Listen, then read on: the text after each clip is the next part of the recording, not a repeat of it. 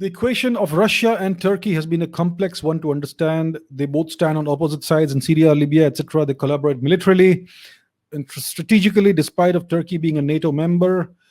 Explain this in context of the age-old rivalry of the Ottomans and the Russian Empire. Where does the US and India stand to gain, lose, with regards to this frenemy kind of relationship between the Turks and the Russians? So, like you said, the Turks and the Russians have uh, an old rivalry during the Ottoman Empire. These were two rivals: the Russian Empire versus the Ottoman Empire. There was a great competition. It was kind of part of the great game Russia and the UK were playing in Central Asia. So it kind of spilled over to some extent between Turkey and the between the Ottoman Empire and the Russian Empire. So if you look at the map, once again, if you will see Turkey, if you go north of Turkey, you reach you have the to the east you have the Caucasus region, and in the north you have Ukraine and Crimea, etc. So it's all basically regions of Russian dominance and Russian territories. So Russia and Turkey and the Ottoman Empire have been antagonists for a great deal of time. In the 1920s, I believe, or 1910s, the Russians even invaded parts of Turkey and reached almost all the way to Istanbul, just a few miles from Istanbul, and they were stopped by the other Western forces, etc. So there's always been this fraught relationship, a relationship of that contests shared space. So as of today, like you said, Turkey is a NATO ally. It's an official NATO ally, and yet Turkey, the geopolitical ambitions of Turkey are basically oversized. They, under Erdogan, they aspire to revive, kind of in a way, the Ottoman Empire. Turkey aspires to be a great power again. It wants to project power much beyond its borders. So it's trying to buy influence and acquire influence in various parts of the world, especially in its immediate neighborhood. Now, if you go to the west of Turkey, if you go to the west, you have Greece, Bulgaria, the Balkans, Romania, etc. So these are all Christian countries, or used to be Christian mostly until very recently. So Turkey can't hope to have much influence there.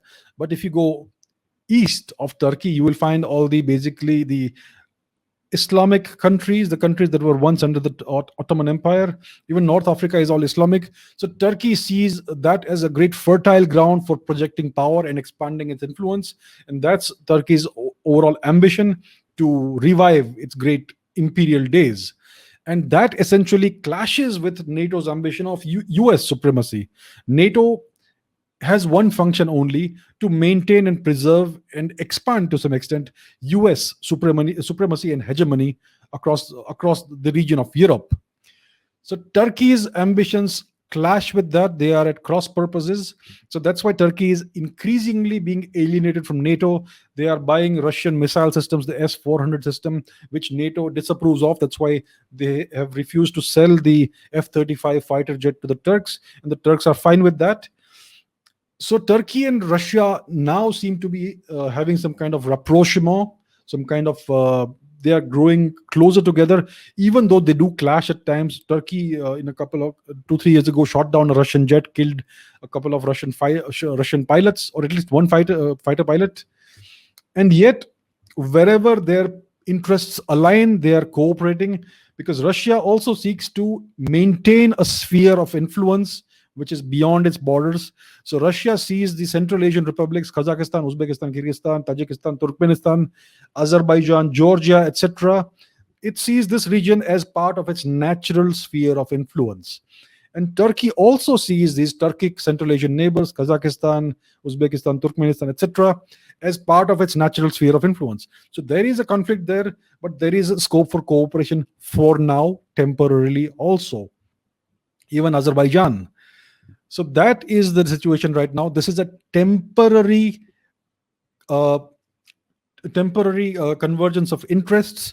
Turkey and Russia are likely to remain long-term rivals, but temporarily they are cooperating wherever they can, because Turkey is slowly drifting away from NATO and from the US, and the Russians, basically their biggest threat is the US, because the US is essentially surrounding Russia with various military bases and pointing missiles at Russia.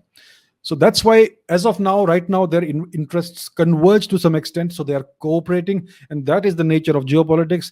There are no permanent enemies, there are no permanent allies, there are only temporary alliances and temporary adversaries. So right now, like you said, Russia and Turkey are frenemies, but this is not a long term arrangement. This is a temporary, fleeting, transient arrangement, and we shall see how it goes. How does it affect the United States? Well, the United States is not happy with the way Turkey is drifting away from its orbit. And what does India stand to gain? Well, India doesn't really have any power projection ambitions or plans or any presence in this region. So India doesn't really stand to gain much or lose much. Of course, if Turkey gets more powerful, and because Pakistan and Turkey are natural allies, it will be problematic for India. So to that extent, it could be problematic for India as well, because India and Turkey traditionally have been on opposite sides of the table, never allies, never really culturally or any other way aligned in any manner. So basically, Turkey and India, you could say, have always been in a mild state of hostility or antagonism. Turkey has always supported Pakistan, especially of late. So in that, to that extent, it is not good for India. But all India needs to do is start exerting its own strength and influence abroad to change things. So that's where things stand as of today, vis-a-vis the relationship of Russia and Turkey.